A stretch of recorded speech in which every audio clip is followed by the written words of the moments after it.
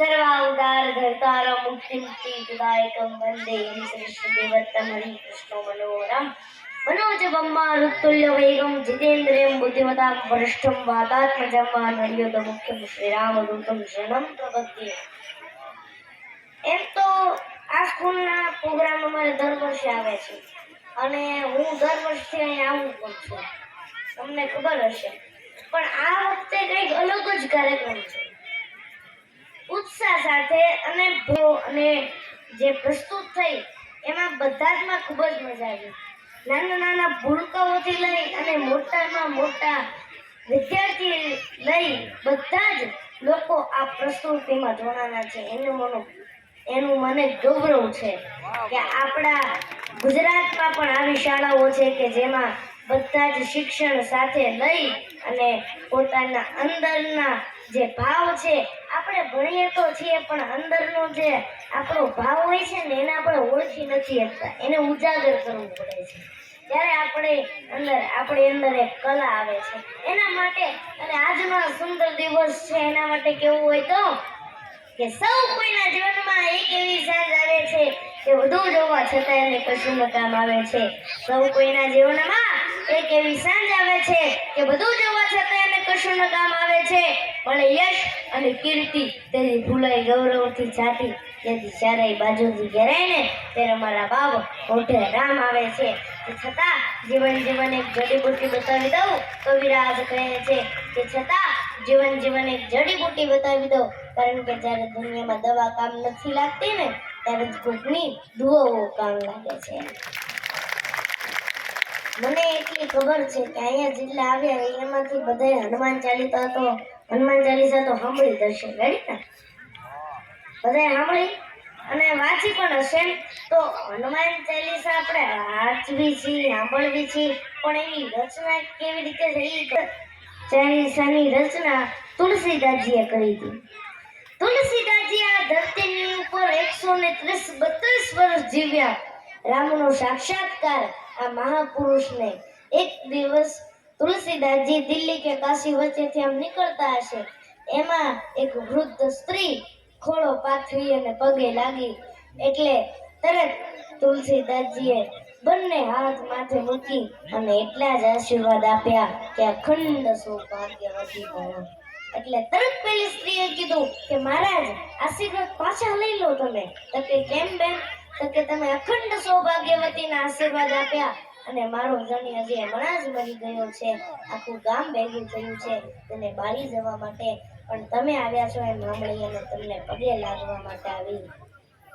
એટલે ત્યારે તુલસીદાસજીએ ખાલી એટલું જ બોલ્યા કે મારા મોઢામાંથી નીકળેલો શબ્દ કોઈ તારો ખોટો ન પડે, આવી તારા ઘરે। તુલસીદાસજી આવ્યા એના ઘરે, આખું ગામ ભેગું થયેલું અને ઓલાને હુવડાવેલો, તૈયાર કરેલો નાના બાંધવા માટે। એટલે પછી તુલસીદાસજીએ કીધું કે બધાય ફરતા રહી અને ધૂન બોલો। એટલે બધાય ફરતા રહી તુલસીદાસજી એના મસ્તક ઉપર હાથ મૂકી અને રામ નામની ધૂન બોલ્યા।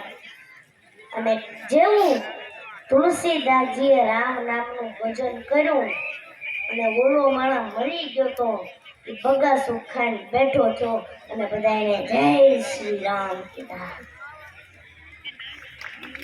અને આ વાત વાયુ વેગે આખા શહેરમાં ફેલાઈ અને ઈ વખતે દિલ્હીનો રાજા અકબર શહેનશાહ હતો અને ઈ વખતે એના એક મંત્રી ટોડરમલ મિત્ર મંત્રી હતા અને એમના એક બીજા મંત્રી મુસ્લિમ રહેમલ ખાન કૃષ્ણના ઉપાસક હતા અને બધાય તુલસીદાસજીના સેવકો હતા। એટલે એને અકબરને કીધું કે महाराज हमारे राज्य में ऐसा एक साधु ऐसा एक फकीर है जो मुर्दों को भी जिंदा करता है।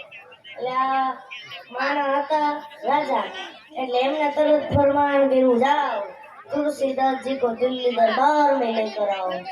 એટલે ઓલા બે ચાર સૈનિકો હતા એમના એ બધા ગયા અને તુલસીદાસજી હતા ને સ્વાભિમાની સાધુ હતા અને તુલસીદાસજીએ સ્પષ્ટ શબ્દોમાં ના પાડી દીધી કે મેં દિલ્હી દરબાર में आ नहीं सकता। मुझे दिल्ली दरबार की कोई आवश्यकता नहीं। હવે ઓલા બધા બે ત્રણ જણા ભેગા આવ્યા હતા એને કીધું કે મહારાજ દિલ્હી દરબારમાં આવા આટલું લોકોનું એમ લગાડે છે તમને આમેથી આમંત્રણ શહેનશાહનું એટલે પછી તુલસીદાસજીએ ના પાડી દીધી એટલે ઓલા બધા ગયા। હવે આ તો ભાઈ રાજા માણા એટલે મહારાજે આદેશ કરી દીધો અકબરે કે જાઓ तुलसीदास जी को पकड़ के ले आओ। હવે આ તો ભાઈ રાજા મારા ગમે એવો આદેશ કરે અને આપણા કાઠિયાવાડમાં એક કહેવત છે રાજા વાજાને એટલે જોરથી બોલો ને રાજા વાજાને હા એટલે તરત આમ એલાન કરી દીધું કે જાઓ तुलसीदास को पकड़ कर दिल्ली दरबार में लेकर आओ। હવે પાછા ત્યાં ઓલા બધા तुलसीदासजीને પકડીને લાવવામાં આવ્યા અને પછી तुलसीदासजीએ કીધું કે બોલિए शहंशाह क्यों मुझे दरबार में बुलाया। એટલે અકબરે કીધું કે मैंने सुना है कि आप चमत्कार करते हैं मुर्दों को जिंदा करते हैं नाम से बात करते हैं हमें भी इच्छा हो गई है कि आप हमें कुछ चमत्कार करके दिखाओ। એટલે तुलसीदासजीએ કીધું કે જો ભાઈ હું કઈ ચમત્કાર દેખાડવા વાળો જાદુગર કે તાંત્રિક નથી કે આમ ફટ કરીને આમ કરી નાખું હું તો રામનો દાસનો દાસ છે।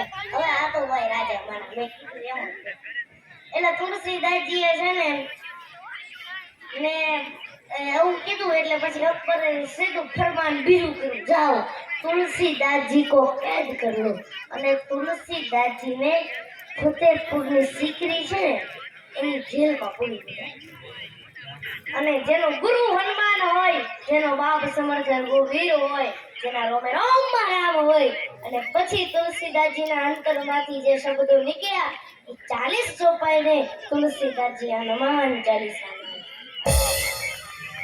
અને પછી આ કાવ્ય જેલમાં લખાયા પછી तुलसीदासજીએ પાઠ શરૂ કર્યો અને હજી તો આ એમના પાઠ 100 પૂરા થયા નતા तुलसीदासजीના તા તો દિલ્હીની અંદર ચમત્કાર થયો। હવે હજારો નહીં લાખોની સંખ્યામાં વાંદરાઓ આવી પડ્યા। હવે બે વાંદરા આપણી પાછળ પડી ગયા તો આપણી દશા શું થાય કયો। હવે બે વાંદરા આપણી પાછળ પડી ગયા આપણી દશા શું। આ તો હજારો નહીં લાખોની સંખ્યામાં વાંદરાઓ ઉભો બધી બાજુ નકરા વાંદરાઓ અને આખી દિલ્હીમાં જબરોળી નાખી એના પોલીસ એના સૈનિકો એના તોપ ગોળા કાંઈ કામનું લાગ્યું અને કહેવાય છે કે આ એના જે વાંદરાઓના ટોળા હતા એ બધા ભણતા ગઈને અકબરના રાજ દરબાર સુધી પહોંચી ગયા મારા। હવે કોઈ કાબુ ન લઈ શકે કારણ કે બંદૂક પૂળે ગોળી ન નીકળે। હવે જવું કેમ કોઈ કાબુ ન લઈ શક્યું 1 2 અને 3 દિવસ સુધી કોઈ કાબુ ન લઈ શક્યું અને પછી એક વૃદ્ધ હાફિઝ ખુદાનો સાચો બંધુ હતો એને तुलसीदासजीને જેલમાં પૂર્યા હતા એટલે ઈ ખુદાનો સાચો બંધુ હતો એટલે એને અકબરને જઈને કીધું કે शहंशाह तुझसे एक साधु का अपराध हो गया है। मैंने सुना है कि तूने एक साधु को बंदी खाने में डाला है।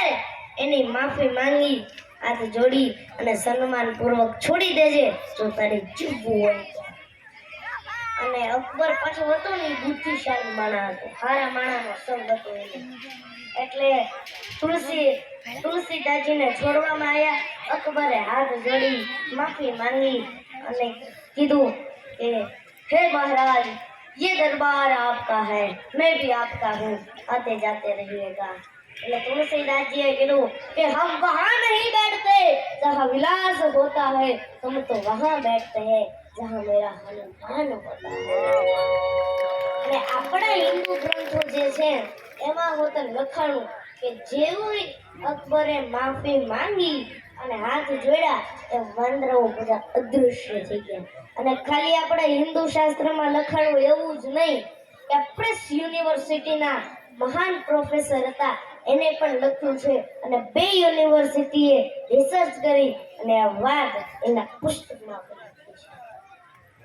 અને પછી इन हाथों की लकीरों पर भरोसा मत करना यारो, क्योंकि तकदीर तो उनकी भी होती है जिसके हाथ भी नहीं होते। અને હમણે અહીંયા બહુ જ સરસ મજાનો ડાન્સ કર્યો જો અમને પણ મજા આવી એટલે અમને નાના નાના ભૂલકો પણ ડાન્સ કર્યા અમને તો પહેલા મને એમ થયું કે થોડા મોટા મોટા બાળકો ડાન્સ પણ આ તો નાના નાના હાવ નાના નાના ભૂલકો અહીંયા ખૂબ જ સરસ રીતે અહીંયા ખૂબ જ આયોજન થયું છે નાના નાના ભૂલકો હજી પણ પ્રેક્ટિસ કરી અને અહીંયા